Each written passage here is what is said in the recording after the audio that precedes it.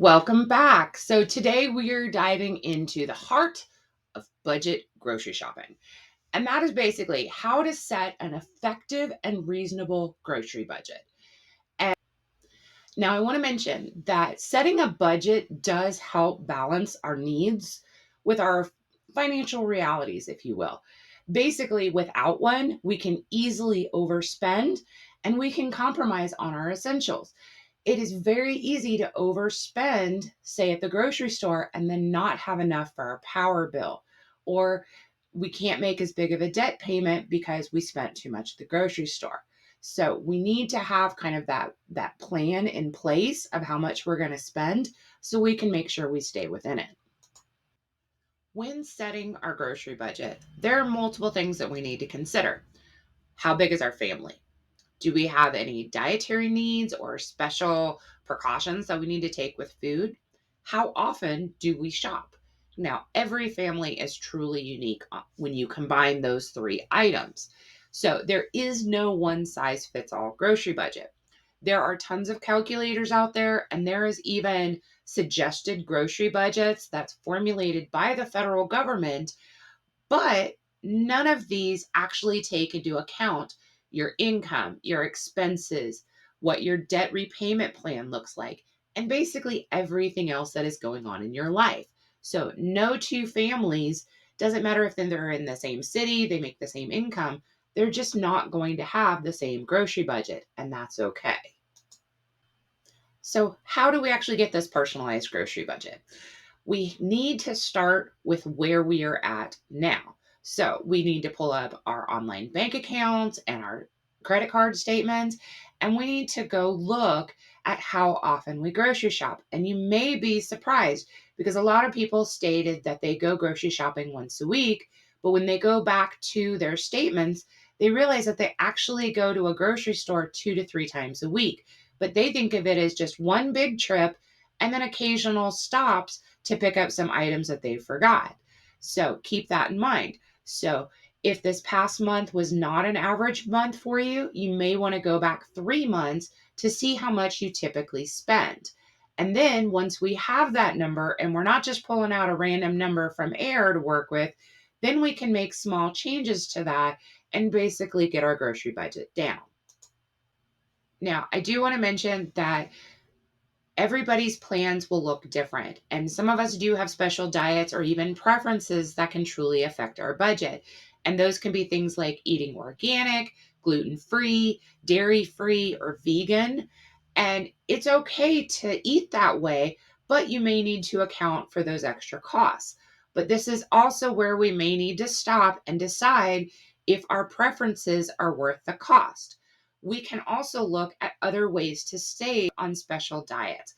This can include doing items yourself and buying in bulk.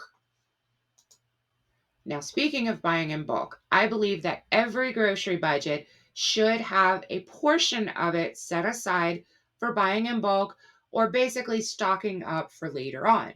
We kind of focus our grocery budgets like on the week or for the month, but we're always going to have to grocery shop. So it makes sense to plan ahead when prices are low so that way we don't have to buy later when the prices are high. Now, some people choose to put like 20% of their budget just for stocking, and others choose to put 50%. That's totally up to you. But you're going to need to take into account things like, do you have extra space in your pantry? Do you have an extra freezer? Do you have enough money in your budget to even be able to stock up on a lot of items or maybe just one or two a week? Now, we also need to keep into account that our needs can change and fluctuate. And this is especially true when we have children. But it's important for our budget to be strict, but also be flexible. And I know that that seems contradictory, but this means we're not going to go splurge on a bunch of wants, but it does mean we're going to make smart choices. And that could be things like making substitutions or even trying out new methods or new ways or new items in order to keep on our budget. Now, this is a step that I routinely see people skip because they just don't know about it. And what it is you need to revisit your grocery budget regularly. As families change and seasons change, our budget can really need to change as well. And if we start out with so much budget and we want to lower it, we don't want to just slash it from like $1,000 a month to $400 a month, because no one's going to stick to that. We're going to start to feel deprived and we're going to resent this little tiny grocery budget. What we need to do is cut our budget back by 5 to 10%. And then after a month or two, go back and look, are we meeting that new budget? Well, let's cut it again by 5 to 10% and keep doing that until we get to our ideal budget. This is going to take time, but we've noticed that huge drastic changes are hard to sustain, whereas small little shifts over time, we are more likely to stick to it.